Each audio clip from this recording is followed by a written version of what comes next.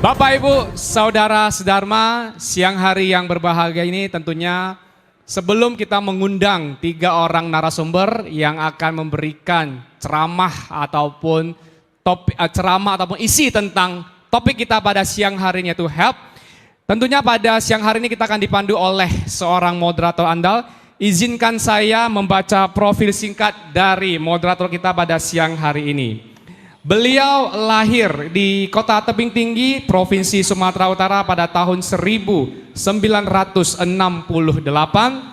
Latar belakang pendidikan S1 di IKIP Medan pada tahun 1993. Kemudian melanjutkan S2 di jurusan Komunikasi Pemasaran, tepatnya di negara Australia pada tahun 1996. Melanjutkan S2 kembali di jurusan Manajemen Pendidikan, tepatnya di Universitas Pelita Harapan Jakarta pada tahun 2004. Beliau terus melanjutkan pendidikannya untuk menempuh S3-nya di Universitas Satya Gama Jakarta pada tahun 2009 dengan jurusan Manajemen Komunikasi Pemerintahan.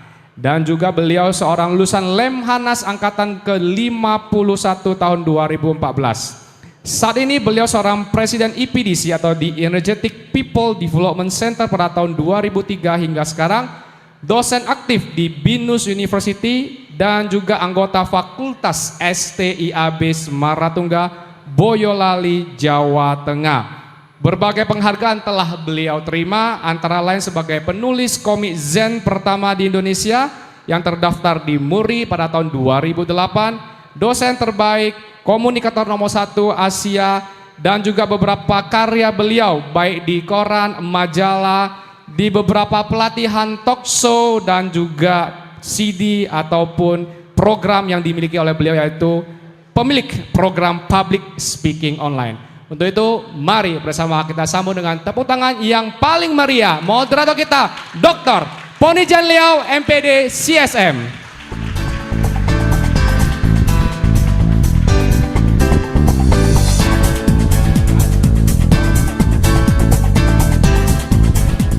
Selamat sore. Loh, kok nggak ada yang menjawab?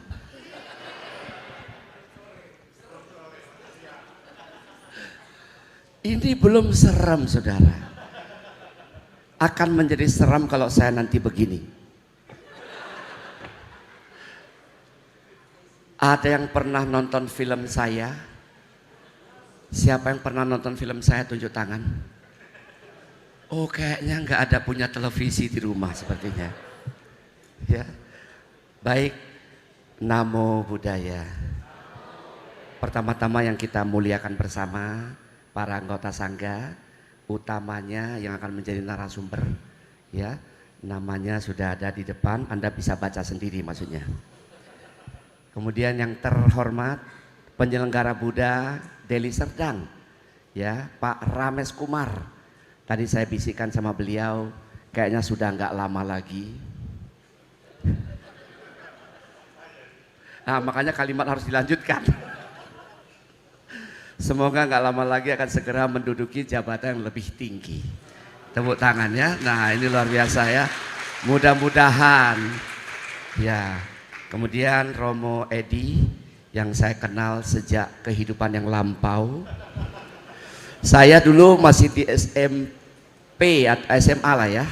Di Seirampah, Pak Edi sudah jadi dosen. Bayangkan loh, berapa tahun itu jadi dosen coba. Kalau kita yang dosen-dosen ini masih muda berarti. Beliau sudah jadi dosen. Dan pengabdian beliau luar biasa. Hitung saja tahun berapa itu, saudara. Saya di SMA tahun sekitar 1985. Ya, saya tahu semua pada menghitung usianya kira-kira berapa. Beliau sudah dosen, luar biasa ya, Pak Edi Suyono yang sampai hari ini tetap mengabdi di Majelis Buddha Indonesia Provinsi Sumatera Utara. Tepuk tangan buat beliau yang luar biasa ya. Dan jajarannya di sini saya lihat ada Awi, ya, ada satu lagi sahabat saya yang kalau Anda mau tahu berita orang meninggal, segera ke Instagramnya, Rudianto. Pasti isinya obituary semua. Ya, begitu ada gambar orang besar di postingan dia pasti meninggal. Makanya tolong foto saya jangan diposting dulu besar-besar. Agak bahaya ini kan, apalagi bulan-bulan ini kan, tiba-tiba pula muncul Poni Chan Leok gede. Wah, ini kenapa ini? Nah, ini agak bahaya ya, karena beliau ini obituarinya banyak. Kemudian Peter Lim ya, dan teman-teman.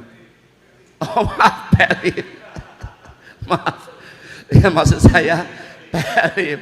Dan dari Padang Sidempuan ada Pak Febrius, ini MBI yang lama juga luar biasa. Mr. Densi Ginting, teman sejak dulu, menjadi Bante, tidak ada yang mengalahkan rekornya, ya berkali-kali maksudnya.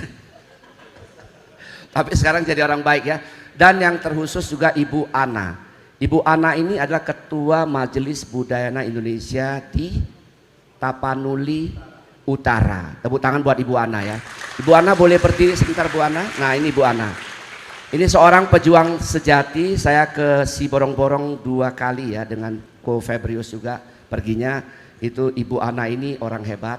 Orang hebat artinya termasuk tadi Ketua Panitia Pak Suryanto, Anda lihat ya, biarpun badannya sepertinya seperti itu, tapi semangatnya maksud saya untuk berjuang buat hal-hal yang baik, membuat laboratorium manusia supaya menjadi baik moralnya melalui wihara, itu beliau kerjakan sudah bertahun-tahun.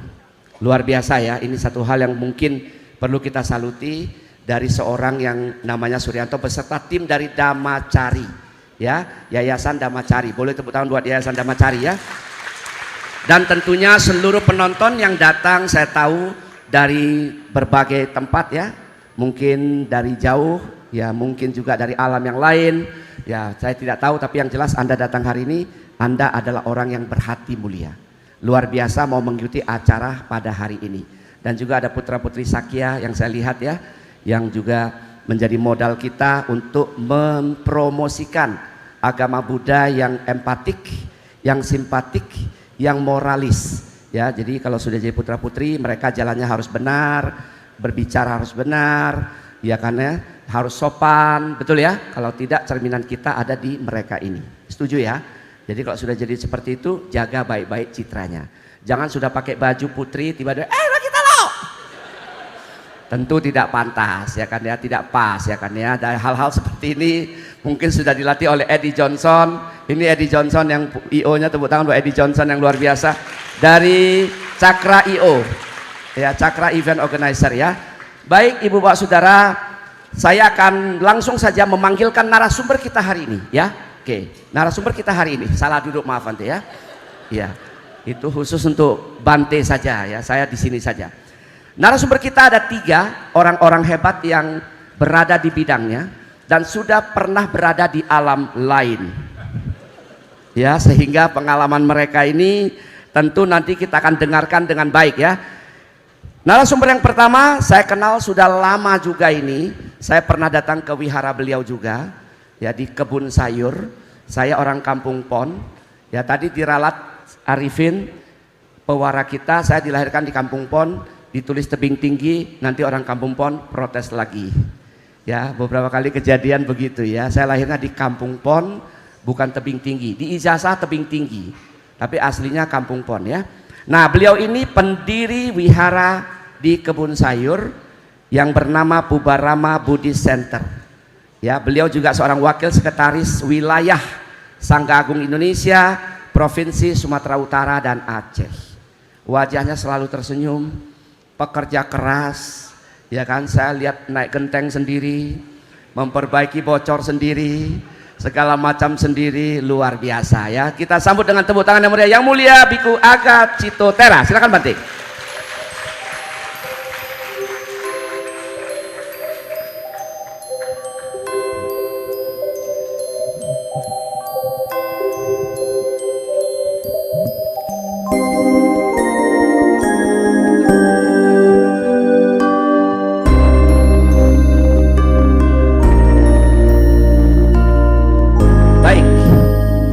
Berikutnya, seorang yang hidupnya selalu di alam lain, punya banyak pengalaman di alam lain. Nanti kapan-kapan Rudianto mungkin akan undang untuk melihat kira-kira orang ini lahir di mana dan sedang ngapain begitu ya. Oke, tapi secara Buddhis bisa dijawab ya. Jadi ini mungkin sepertinya candaan, tapi memang ada referensi yang bisa kita gunakan untuk melihat itu. Dan ini tokohnya, beliau dikenal sebagai dalam bahasa Inggris ya. Saya bacakan bahasa Inggrisnya. Kalau bahasa Indonesia saya khawatir nanti agak menurunkan harkat dan martabat gitu kan ya. Jadi bahasa Inggris saja. Beliau dikenal sebagai mediumship muda Kota Medan. Apa itu mediumship? Ya silakan cari di Google. Moto hidup beliau adalah hiduplah seakan esok akan mati. Teruslah belajar seakan kamu hidup selamanya. Luar biasa ya. Kita panggilkan dengan tepuk tangan Hendra Tomo Yasa Damiko. Silakan.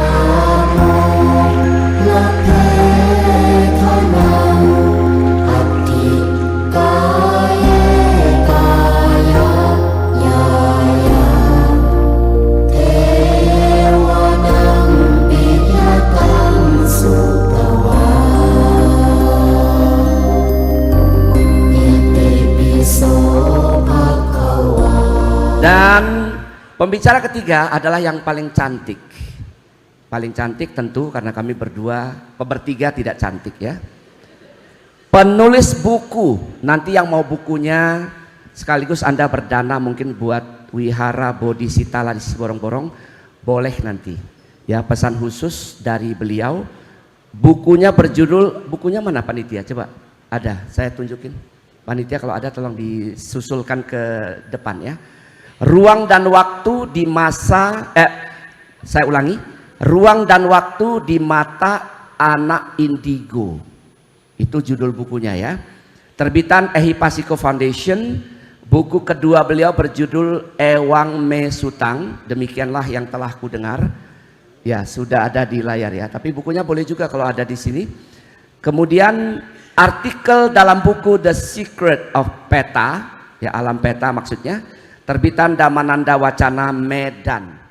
Berikutnya, beliau juga melakukan bedah buku dan damatok ke daerah-daerah Indonesia sejak tahun 2019 sampai hari ini. Sampai saat ini Paramita Devi aktif menjadi konselor spiritual, ya, dan menekuni hipnoterapi. Ya, jadi beliau sarjana psikologi dari Jakarta. Ya, mari kita panggil dengan tepuk tangan yang meriah Paramita Devi. Silakan.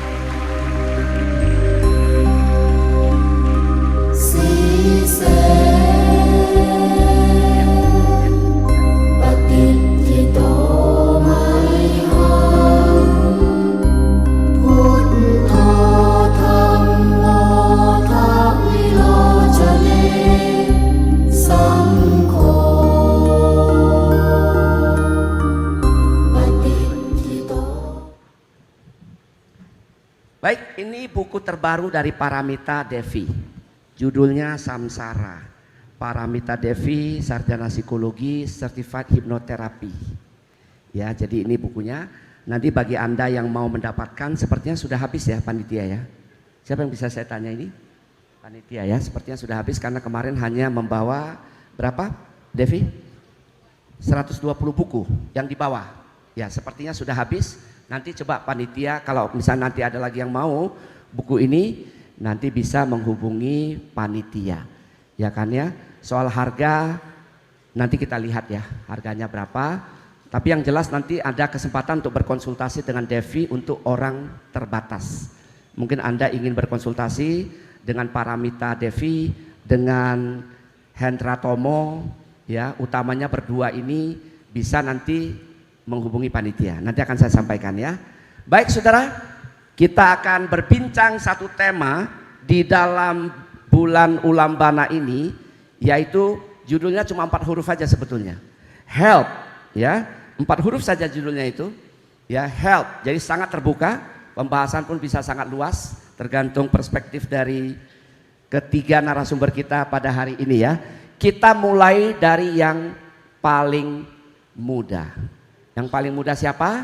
Yang jelas bukan yang di tengah. Ya, yang di tengah paling muda bukan? Bukan ya Bante ya? Bukan ya. Tepuk tangan dulu buat ketiga narasumber kita yang luar biasa ya. Baik, kita mulai dari Paramita Devi, silakan. Nanti saudara, Ada kesempatan untuk bertanya jawab ya. Jadi Anda ingin bertanya sesuatu tapi sifatnya umum ya, bukan sifatnya pribadi. Tidak konsultasi pribadi di sini. Nanti Anda bisa mendaftarkan diri untuk konsultasi pribadi dengan kedua narasumber yang saya sebutkan tadi. Dengan Bante juga silakan, mungkin urusannya berbeda saja ya. Oke, kita mulai dengan Paramita Devi.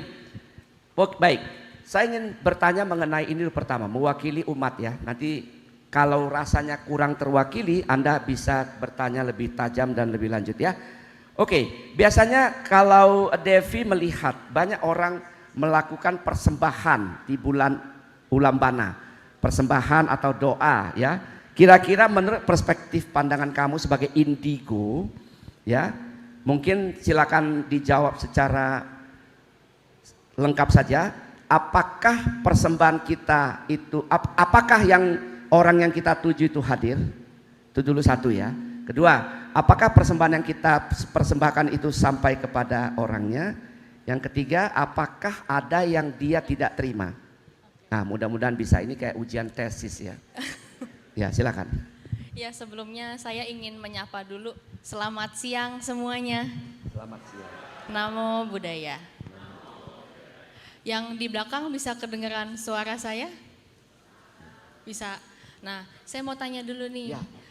Di sini apa ada yang sudah baca buku pertama saya? Boleh angkat tangan? Iya, silakan. Ada satu depan, yang di belakang. Ya, okay. Itu dua, tiga orang ya. Ya. Yang buku kedua? Buku kedua. Ada? Buku kedua kayaknya lebih sedikit deh. Judulnya apa buku kedua? Ewang Mesutang. Oh, Ewang Mesutang. Oke. Iya. Baik. Terus yang udah baca ini lebih jarang sih kayaknya. Ya. Artikel di buku The Secret of Peta. Ada enggak? Silakan. Berarti itu kumpulan tulisan orang-orang gitu ya. Ya, kamu salah satu saya, di dalamnya iya, ya. Campur sari. Oke, baik. Silakan ada? Belum ada sepertinya ya. Kalau misalnya ada yang belum angkat tangan, saya anggap mungkin belum pernah baca buku saya atau belum kenal gitu. Betul. Nah, betul. kalau misalnya mau baca buku saya yang pertama sama kedua, itu bisa ke website saya Paramita PARAMITA.devi.com. Nah, di sana ada e-book saya gratis, jadi bisa dibaca dulu gitu. Oke, paramitadevi.com. Nanti silakan dibaca di situ bagi yang belum gitu ya. Oke, silakan. Terus saya lupa pertanyaannya apa. Wah.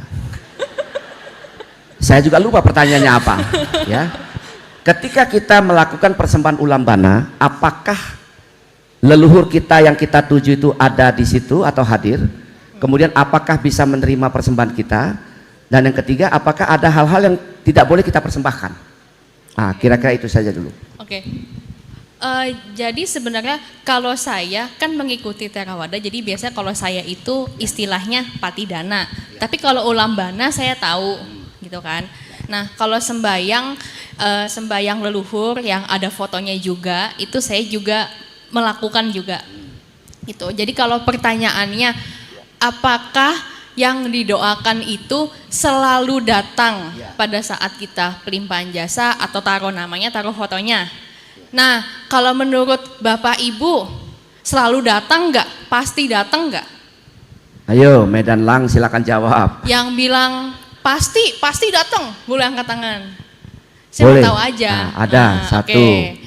Yang bilang enggak selalu datang, boleh angkat tangan? Ada juga. Lebih banyak. Ya. Yang Yang tidak angkat tangan, tolong angkat tangan. Nggak tahu ya. Oke. Jadi kalau ini menurut saya sih, jadi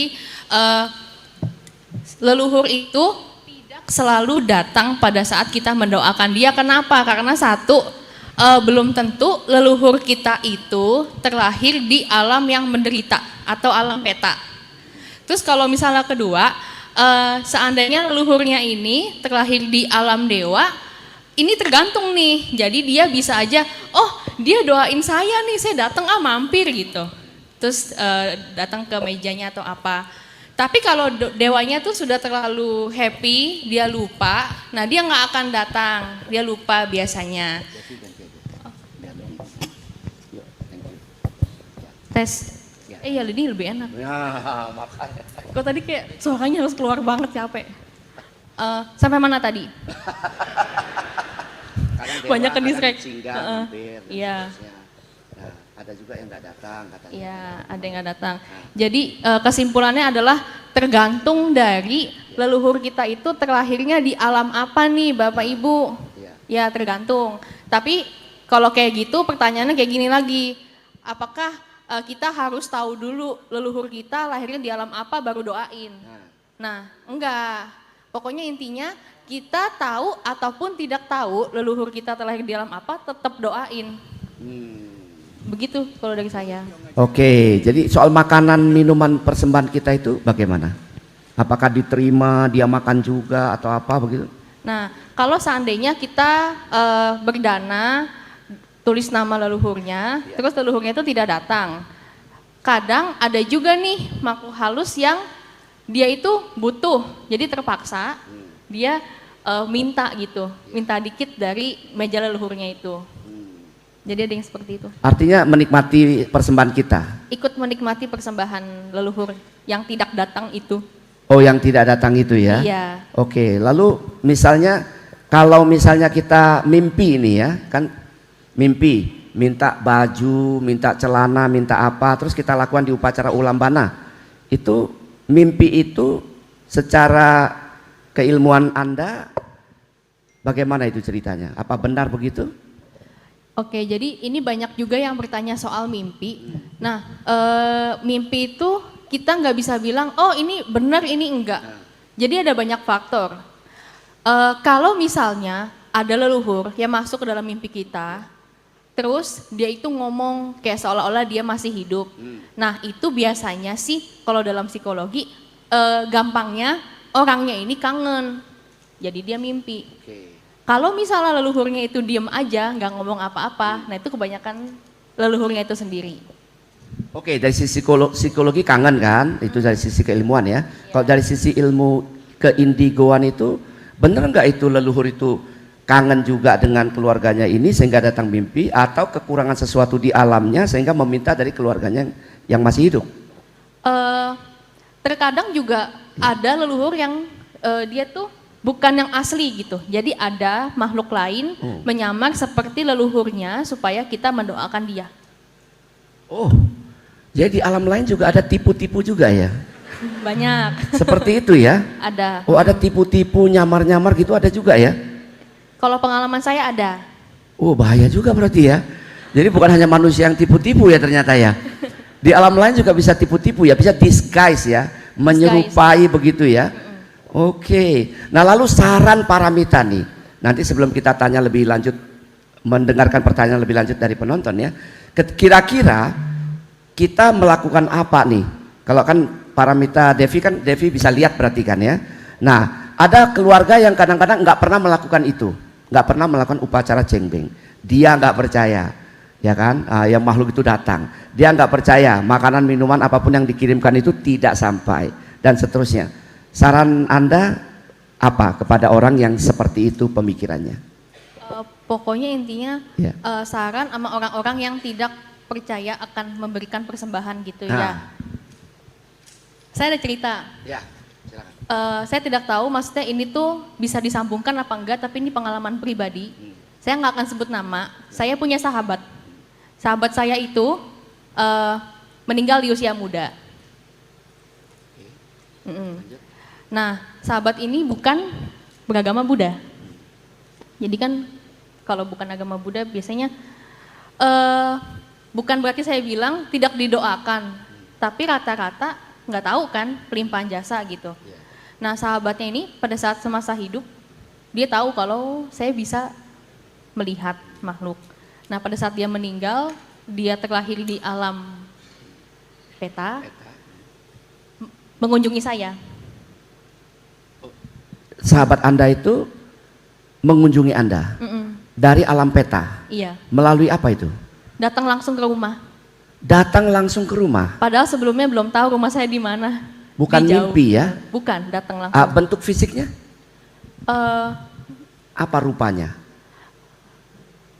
menyeramkan gitu sih. Oh menyeramkan, tapi fisik seperti manusia, punya mata, kaki dan seterusnya. Tapi kayak nggak lengkap, kayak gosong gitu. Kayak gosong gitu ya. Oke lanjut. Saya jadi sedih. Ya nggak apa-apa, ini kan berbagi supaya kita punya cerita real ya, cerita nyata. Tapi kalau nggak sanggup melanjutkan nggak usah. Ya kalau nggak sanggup melanjutkan nggak usah. Pokoknya intinya pada saat saya ke pemakamannya dia, saya tahu sebenarnya dia itu nggak ada di tempat. Dia adanya di rumah saya, tapi saya memaksakan diri gitu sebagai teman dengan kepantasan, saya datang ke pemakamannya dia. Tapi dianya di rumah saya. Waktu itu dia bilang gini, kan dia manggil aku Devi ya, Devi, tolong aku dong gitu. Jadi pada saat sebelum aku tahu dengar kabar dia itu meninggal, aku seperti mendengar suaranya. Aku pikir aku halu. Terus ternyata aku terima kabar kayak besoknya gitu, dia meninggal. Gitu sih. Nah akhirnya sejak dari situ aku bacain parita, pelimpahan jasa terus begitu. Sampai aku udah nggak ngeliat ada di rumahku lagi. Tadinya tuh aku melihat dia kayak sangat menderita, sampai dia lempar barang di rumahku, kayak untuk nunjukin kalau gue tuh ada loh gitu. Jadi kayak tisu tuh dilempar segala macem. Ya jadi ya intinya setelah dibacakan parita dan dipelimpahkan jasa, sepertinya dia sudah bisa terlahir di alam yang lebih baik gitu. Karena hilang. Baik. Nah cerita itu tahun berapa kejadiannya? Beberapa tahun yang lalu tapi belum lama banget. Oke, datang ke rumah ya. Wah ini luar biasa ya.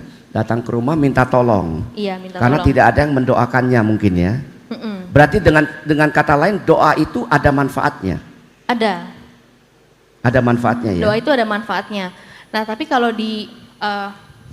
sebenarnya di agama lain pun juga ada untuk doa sama leluhur atau makhluk-makhluk itu doa roh namanya ada.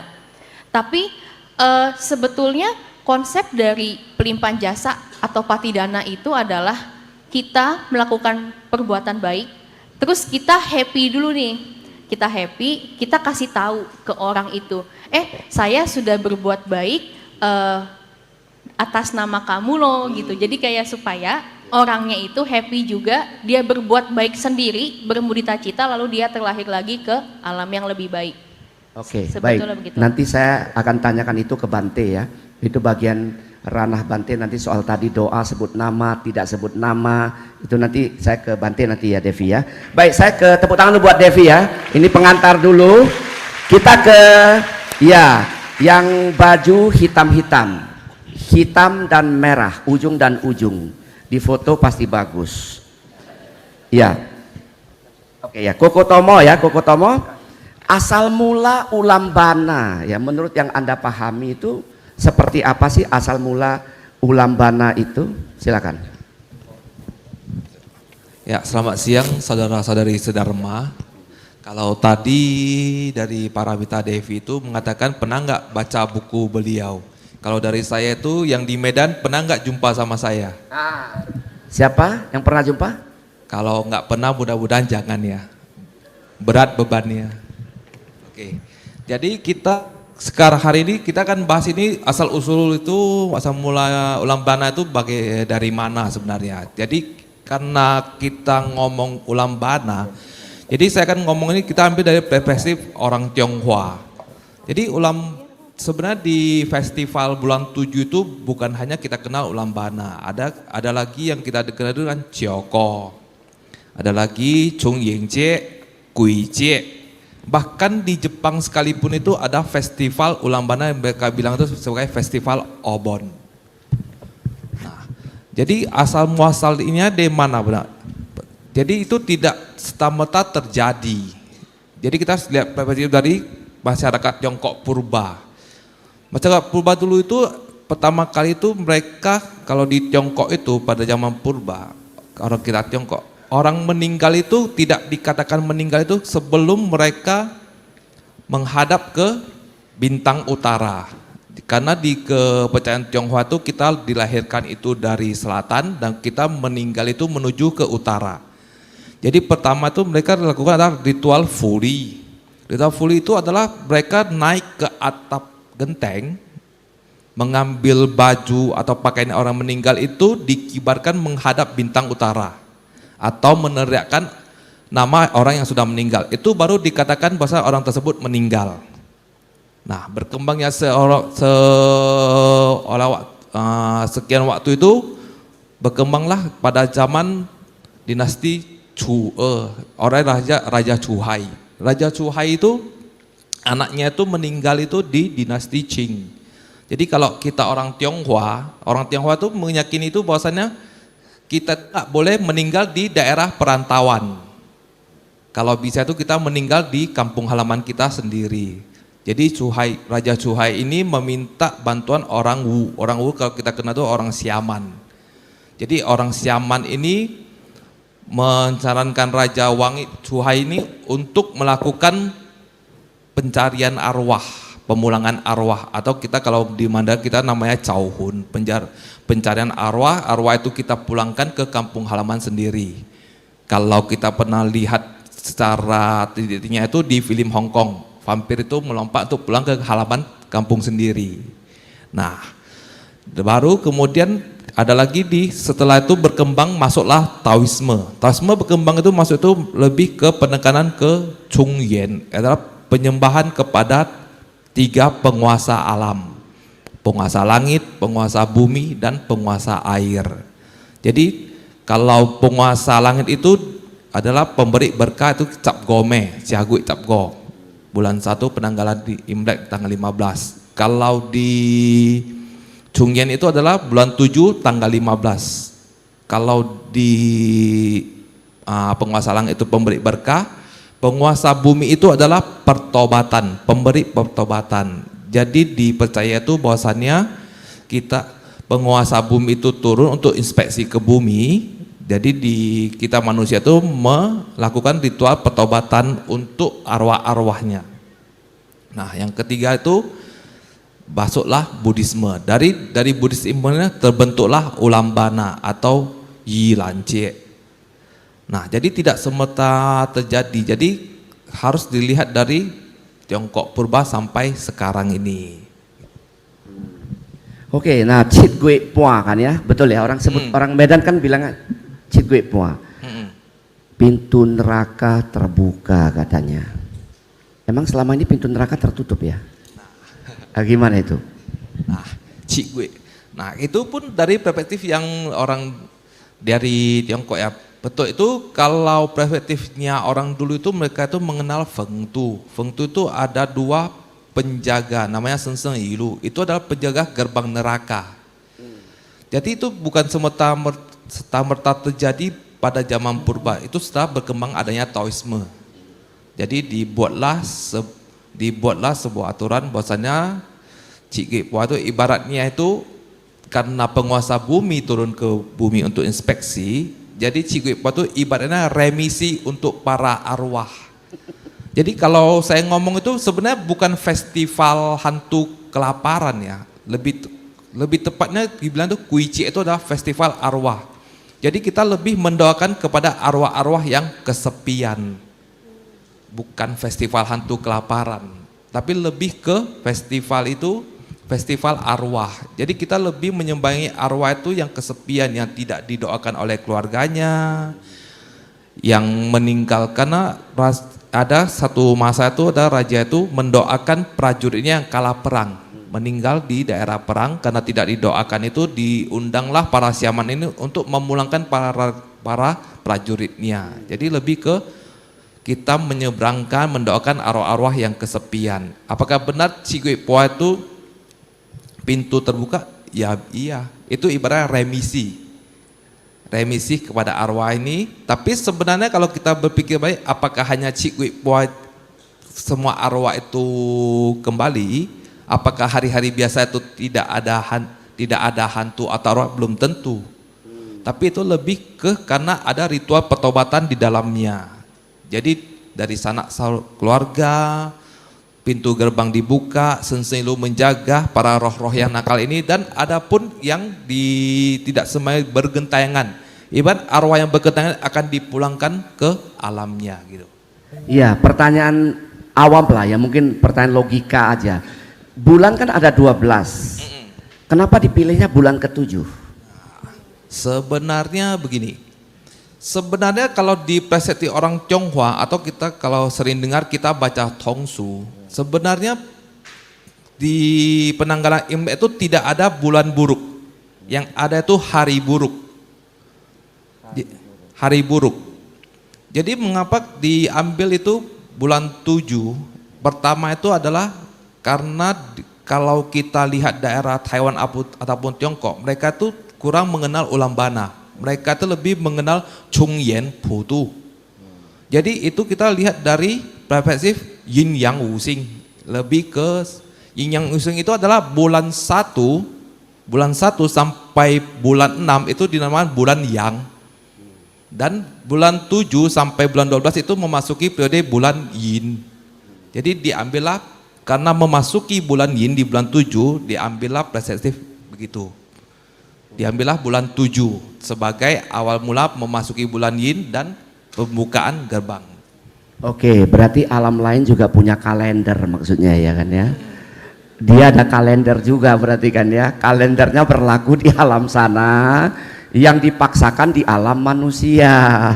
Mau gak mau kita ngikutin ya. Oke, satu lagi pertanyaan ya. Penyebab hantu gentayangan atau arwah gentayangan itu apa? Yang paling pertama itu karena tidak menerima doa, tidak didoakan. Atau kadang-kadang kita tuh melupakan. Sebenarnya di alam sana itu apakah mereka butuh makanan? Sering ditanyakan apakah kita harus memberikan persembahan jor-joran, buah banyak, makanan. Sebenarnya itu kembali ke karena kita ngomongnya ini sebenarnya perspektif orang Tionghoa. Jadi kalau budaya terbesar dari orang Tionghoa itu sebenarnya kan dua. Yang pertama itu makanan. Makanya setiap festivalnya orang Tionghoa, mau itu festival Bakcang, mau festival Tiongchiu, mau festival Onde, semua kan makanan. Jadi orang Tionghoa itu mengenal itu makanan inilah pemersatu kita. Uciak uhok, bociak lokho. Terjemahannya apa itu ya? Jadi ada makan, kita ada berkat, tidak ada makan ya kita susah. Jadi makanan inilah yang mempersatukan itu kita semua. Jadi kalau kita lihat bahkan dalam budaya orang Tionghoa aja kita lihat coba meja. Meja itu selalu bulat. Tidak pernah petak. Itu artinya kita itu harus karena makanan yang mempersatukan kita gitu. Yang kedua itu adalah sembahyang leluhur. Jadi dua budaya terbesar dari orang Tionghoa itu adalah kita itu makanan dan sembahyang leluhur. Jadi kalau seperti yang saya bilang tadi, sebenarnya bukan hantu kelaparan ya, tapi arwah-arwah yang kesepian. Makanya kalau kita tahu arti, kita pernah dengar gak Cioko? Cioko itu kan sebenarnya berasal dari arti dari bahasa Mandarin Jiangku. Jiang itu artinya rebutan, ku itu artinya kesepian. Jadi bukan berarti dalam pikiran kita itu para arwah ini berebutan.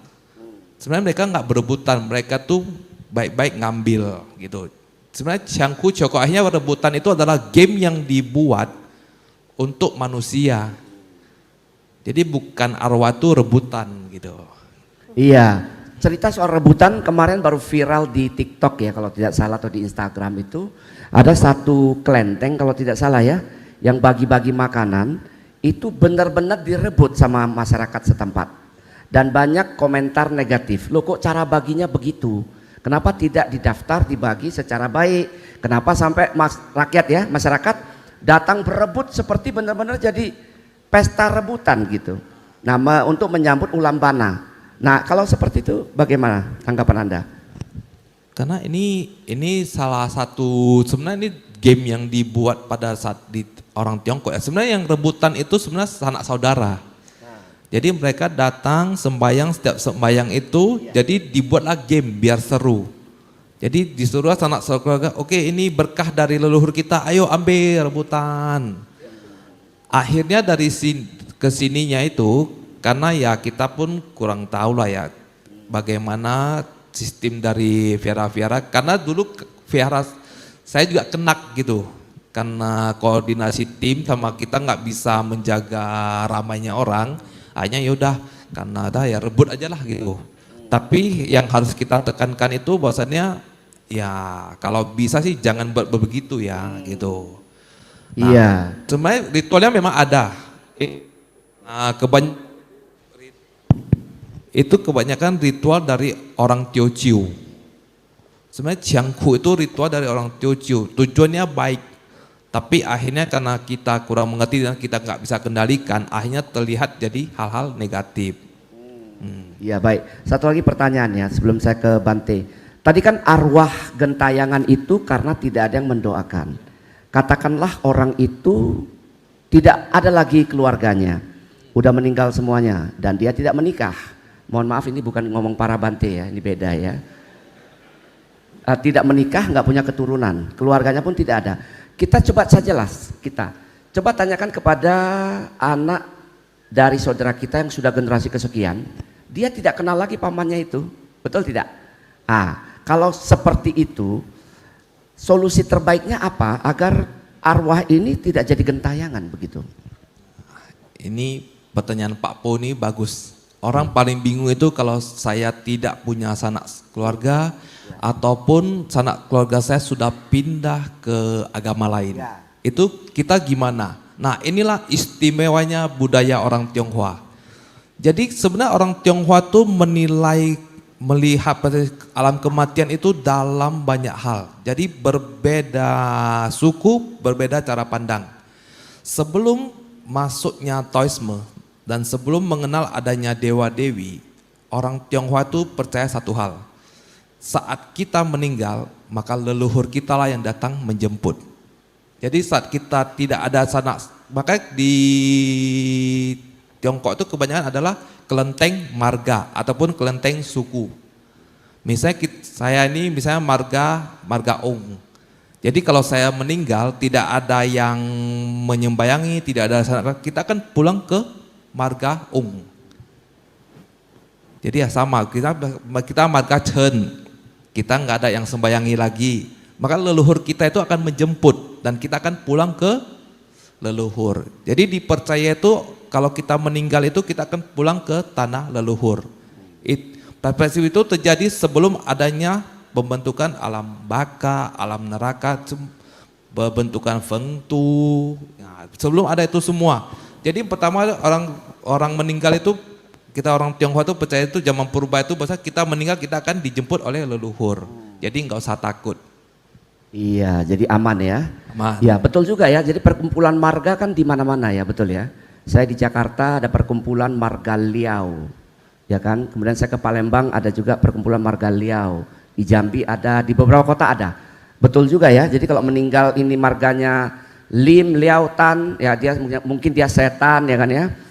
Maksud saya Tan, ya kan ya. Itu mungkin dia ada rumahnya ya kan ya. Jadi ada yang menyembayangi dia gitulah kira-kira ya. Oke baik, sementara itu dulu ya, tepuk tangan dulu buat Hendra Tomo ya. Luar biasa. Makanya kalau kita berbicara dengan orang yang ahli di bidangnya itu nyaman. Ya kalau begini ceritanya kita talk show-nya bisa sampai Cak Jitiam tengah malam. Ya kan, karena yang bicara kalau ahli di bidangnya kita bertanya dapat banyak, betul ya? Tapi yang celakanya berbicara dengan orang yang bukan ahlinya, banyak ngomong pulang kosong melompong. Ini yang gak dapat apa-apa ya. Oke, izin Bante, saya ingin ke Bante. Bante, ini soal Ulambana ini kan selalu dikisahkan dengan kisahnya siapa ya?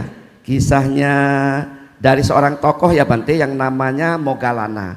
Nah ini Bante, bagaimana kisah sebetulnya munculnya Ulambana versi Buddhis itu Bante? Silakan Bante. Iya. Selamat siang atau sore nih. Sore. Namo Buddhaya, Amitabha, Tachehao, Tachehao, Huwo. Oh ya, saya pikir tidur semua. Karena tadi dua narasumber kan bicaranya serius semua. Nah, jadi saya tengok muka Anda semua tegang semua ya kan. Kalau sama Bante nggak usah tegang-tegang ya, biar nggak ngantuk. Jadi pertanyaan Dr. Po tadi soal Ulambana ya, yang dikisahkan dengan Bante Mogalana ya. Ya kalau kita bicara tentang Ulambana itu tidak jauh beda juga kalau Kalau Ulambana itu berasal dari mazhab Mahayana. Izin ya Suhu ya, kalau ada salah mohon dikoreksi nanti. Ya kebetulan ada yang ahli di sana ya. Kalau Ulambana di sini itu lebih cenderung di Mahayana. Tetapi kalau kita mengambil esensinya sebenarnya tidak jauh berbeda. Ulambana itu kan bahasa Sanskertanya, tapi kalau bahasa Palinya itu Ulumpana. Nah, jadi akar muakar dari bahasa Ulambana itu diambil dari situ. Itu mengangkat atau menolong artinya. Nah, kalau Bante Moggallana ini memang dikisahkan ya saat beliau ingin menolong membantu orang tuanya. Karena Bante Moggallana ini agak sawakanya Sang Buddha Bapak Ibu ya. Kalau Anda pergi ke altar, ke wihara ada altar kanan kiri, ada rupangnya kecil menghadap ke beliau, itu agak sawaka namanya. Yaitu Sariputta dan Moggallana. Nah kebetulan kalau Bante Moggallana ini lebih memiliki unggul dalam kekuatan batin. Nah namanya kemungkinan ya Bante Moggallana dulu gabut. Ya mungkin ya, bukan bercanda. Nah Bante Moggallana ini kepikiran ibunya, akhirnya beliau safari ke alam lain dan akhirnya beliau menemukan safari Dhammato ya di alam lain. Nah akhirnya beliau jumpa dengan ibunya. Nah saat itu juga karena beliau itu saking kasihan kepada ibundanya, akhirnya beliau itu menciptakanlah makanan, bau makanan. Nah karena beliau itu memiliki kekuatan, pasti bisa apa yang beliau pikirkan bisa diwujudkan gitu. Tetapi semua yang beliau berikan saat hendak mau dimakan orang tuanya semuanya menjadi bara api ya, berubah menjadi arang. Nah saat itu akhirnya dilema Bante Moggallana ini, akhirnya beliau mempertanyakan kejadian tersebut kepada Sang Buddha. Lantas Sang Buddha akhirnya memberikan syarat atau memberikan petunjuk, yaitu dengan cara melakukan pelimpahan jasa. Dengan cara beliau akhirnya berdana makanan dan jubah kepada Bhikkhu Sangga seperti itu. Ini awal mualanya. Kalau soal kisahnya dari Bante Moggallana. Nah, sedangkan kalau Patidana itu sendiri bisa dicek ya tentang Patidana di dalam Tirokuda itu yang memuat tentang esensi pelimpahan jasa. Nah, kemudian kalau Ulambana di sini kan ini sebuah tradisi dari Mahayana yang dikombinasikan dengan kondisi dan keadaan yang ada di Tiongkok pada waktu itu. Karena seperti yang tadi Ayang sudah sampaikan, sebelum Buddhis masuk ke Tiongkok itu tradisi budaya sudah ada, sudah mengakar di sana. Karena dilihat mungkin ya, karena satu kepercayaan itu juga menjadi salah satu hal mempersatukan, sehingga mungkin pada perkembangan Buddhis, jika kalau tidak salah itu kan dimulai dari perkembangan zaman Tang yang pesat Buddhis waktu itu ya. Nah, akhirnya Buddhis ini menyempurnakan ya, karena sejati Ulambana dan Citgwepa itu berbeda. Apakah Ulambana ini sama dengan Citgwepa? Tidak, berbeda. Ya, berbeda. Tetapi karena memang ada satu kebudayaan tadi yang dimiliki warga Tiongkok pada waktu itu, biar disempurnakan, biar menjadi berkah. Karena kalau tadi disebutkan bulan 7 itu bulan yang bosuya ya. Bulan enggak bagus, kepercayaannya kan seperti itu. Tetapi dalam Buddhis tidak ada yang bulan namanya bulan tidak baik. Sehingga bagaimana kondisi mental warga masyarakat Tiongkok ini agar di momen bulan 7 ini jangan terdogma pandangan negatif, supaya tidak ada rasa takut, khawatir, sehingga akhirnya dimunculkanlah tentang pelimpahan jasa atau ulambana ini. Nah kebetulan juga ya kan, kalau di mazhab Mahayana itu bulan 7 ini adalah momen Pawarana. Betul ya Su ya? Pawarana itu akhir wasa, kalau Bante belum. Kami kalau di mazhab Theravada itu nanti tanggal 7 Oktober. 7 Oktober. Nah kalau mazhab Mahayana Oktober. Oktober. Oh, Oktober ya? Ya. Nah, berakhirnya. Jadi berakhirnya tanggal 7 Oktober nanti. Kalau Mahayana ini sudah. Nah ini sudah selesai. Ya. Nah maka Ya. kebetulan juga Dokter Po. Jadi akhirnya dengan kondisi ya dinamika yang ada seperti itu, agar supaya lebih menjadi sesuatu yang berarti, berkesan, ya kan? Karena apapun ceritanya, namanya tradisi budaya ini kan gerbang menuju spiritual. Betul. Nah, jadi akhirnya disitulah ulambana itu digaungkan dan akhirnya sampai sekarang. Ya, jadi tapi intisari daripada ulambana ataupun patidana sendiri juga sama, ini adalah upaya satu wujud bakti kata Nyukata Wedi dari pihak keluarga yang masih hidup kepada para leluhurnya, kepada orang tuanya. Seperti itu. Ya. Baik, saya nyambung kalimat terakhir Bante tadi ya. Jadi kan ini yang dilakukan oleh keluarga untuk leluhurnya ya. Betul. Pertanyaannya ketika kita mempersembahkan itu, perlukah menulis nama leluhur kita atau tidak? Jika ada yang lebih baik, kenapa cukup baik saja? Ya kalau saya contohkan analogi begini, ya kan, akan sangat lebih tepat, lebih ini juga hubungannya nanti ke perhatian, konsentrasi daripada si keluarga saat ingin melakukan itu. Karena kalau kita berbicara tentang sebuah berbuat kebaikan, karena yang mendasari kebaikan itu apa? Kehendak, niat. Nah saat misalkan si A, si B, nah saat itu juga pihak keluarga yang hendak ya mendoakan itu sudah terkonsep, pikirannya ditujukan. Nah jadi agar lebih jelas saja, biar tidak nyasar. Jadi itu lebih bagus gitu, lebih bagus gitu. Meskipun ya enggak harus pakai nama juga sebenarnya ya nggak masalah sih sebenarnya gitu, tergantung daripada kita meniatkan bagaimana. Kalau di Budi seperti itu.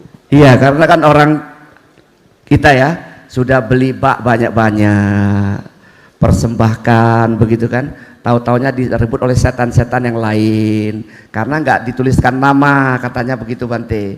Nah terus Bante ada satu lagi parita yang tadi Devi sempat sampaikan ya, ada sebuah parita yang kira-kira terjemahannya itu, biarkanlah dewa memberitakannya, memberitahukannya. Nah itu kaitannya kemana itu Bante ya? Nah jadi begini ya, kan ada juga, ini hubungannya juga berhubungan dengan ada keluarga-keluarga yang sudah nggak jelas ini keluarganya siapa juga. Nah, termasuk selain daripada itu kan memang para dewa ini juga memiliki tugas. Dan hal ini memang adalah satu kebajikan juga kan seperti itu. Nah, itu di dalam Parita Etawata ya. Jadi ketika kita membacakan doa atau patidana ini ya, semoga kebajikan yang kami lakukan ini dapat melimpah kepada keluarga kami, leluhur kami, orang tua kami, dan apabila ya tidak diketahui semoga para dewa memberitakannya. Nah, ini itu penegasan ya, penegasan penguatan bahwa kebajikan ini akan disambut bukan hanya katakanlah mereka yang menderita, tapi para dewata juga turut menyambut, karena dewata ngerti juga dan paham kebajikan itu sendiri ini juga berpengaruh kepada beliau, mereka ya, para dewa khususnya, karena maka dari itu mereka mau melakukan. Begitu ya. Iya. Oke, ini satu ada pertanyaan yang silakan kalau misalnya mau dijawab dengan ini Bante ya. Dhammapada 160 itu berkata diri sendirilah penanggung jawab diri sendiri. Bante ya. Nah, jadi pertanyaannya Bante, nanti yang kedua narasumber juga boleh menambahkan jika perlu. itu yang kita kirimkan itu kan diri sendirilah yang bertanggung jawab atas segala sesuatu yang terjadi pada diri sendiri. Nah, yang kita kirimkan manfaatnya jadi kemana itu, Bante? Ya. Ya, kalau kita bicara tentang soal karma ya, kita memang kama saka, kama dayada, kama yuni, kama bandu. Betul. Ya, kita pemilik, pewaris, berhubungan, terlahir, semua dari hasil perbuatan kita. Kalau pelimpahan jasa, apakah nanti yang kita lakukan itu hilang? Nah, enggak, sejatinya enggak begitu. Bukan berarti saya kayak orang transfer ya. Anda transfer 100.000 ke rekening orang, saldo Anda berkurang 100.000, tidak. Perumpamaan saya, kalau kita punya satu lilin kita nyalakan. Dan lilin itu kita nyalakan ke lilin yang lain, apakah lilin pertama yang kita nyalakan apinya hilang? Tidak. Tapi lilin tersebut mampu memberikan lilin yang lain kehidupan. Betul. Nah, artinya sederhananya kita di sini bukan memberikan karma kita, tapi kita memberikan sebuah kondisi rasa. Karena prinsip dharma itu sabar rasang, dhamma rasang jinati. Jadi sebuah rasa dari kebajikan itu yang dirasakan, bukan kebajikannya. Nah, sedangkan makhluk tersebut, karena tidak mungkin makhluk tersebut itu tidak memiliki kebajikan. Karena seperti yang Ayang tadi bilang, sudah sampaikan tentang makhluk para Datuk Pajiwika Peta ini kan memang memiliki kesedihan, ketidakpuasan. Nah, sangat memiliki potensi sekali pelimpahan jasa itu sebagai pelipurnya. Maka ketika kita lagi bahagia seperti yang tadi Devi bilang, memang betul kita harus menciptakan sebuah kondisi bahagia dulu. Kalau kita menderita, kitanya sendiri ya, menderita melakukan pelimpahan jasa enggak bisa, tambah sedih ya. Ya, jadi kalau kita itu ngajak happy orang bagus, tapi ngajak menderita orang jangan ya. Jadi pelimpahan jasa itu sebuah rasa sebenarnya. Oke, jadi saudara, banyak yang kadang-kadang yang Bante sampaikan tadi ini ya penting sekali.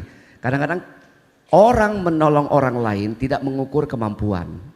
Kemampuan eskavator untuk mengangkat beban 1 ton. 1 ton saja. Dan eskavator itu 1 ton lah misalnya. Ngangkat barang 5 ton, ya terjungkal. Nggak sesuai kan ya. Jadi harus mengukur yang tadi Bante katakan. Kalau kita nggak happy, kita memberikan happy sama orang ya nggak mungkin juga kan. Nggak bisa gitu kan, karena kita nggak punya itu ya. Baik, kira-kira begitu. Dari perspektif Devi, ada mau menambahkan nggak yang tadi ini? Yang tadi saya tanyakan kan kita bergantung pada karma sendiri. Dari perspektif Anda lah. Silakan kalau mau menambahkan. Ya kalau saya sih mau membenarkan kata-kata Bante ya. Jadi kalau misalnya kita mau pelimpahan jasa, kitanya harus happy dulu. Karena kan kalau makhluk halus, makhluk peta itu kan tidak mengerti bahasa Indonesia, enggak semua lah ya. Tidak semua yang mengerti. Jadi pakainya bahasa hati. Apa yang kita pikirkan itu yang akan tersampaikan sama dia. Kalau misalnya kita pas kita baca pelimpahan jasa gitu, pikiran kita kemana-mana. Misalnya kita pikirin kerjaan kita atau kita galau apa segala macam. Yang ditangkap itu bukan doa yang kita ucapkan, tapi pikiran kita. Oh, nih orang mikirin kerjaan. Itu pengalaman saya. Saya waktu baca Partapatidana, pas saya nggak fokus kan saya mikirin hal lain. Mereka tuh minta ulang. Kamu ulang dong bacanya. Kamu tadi ngomong apa gitu. Kamu mikirin ini ya, kerjaannya. Iya. Gitu sampai disuruh ulang lagi 2 kali. Oh, bisa begitu ya. Iya. Oke, jadi nah itu.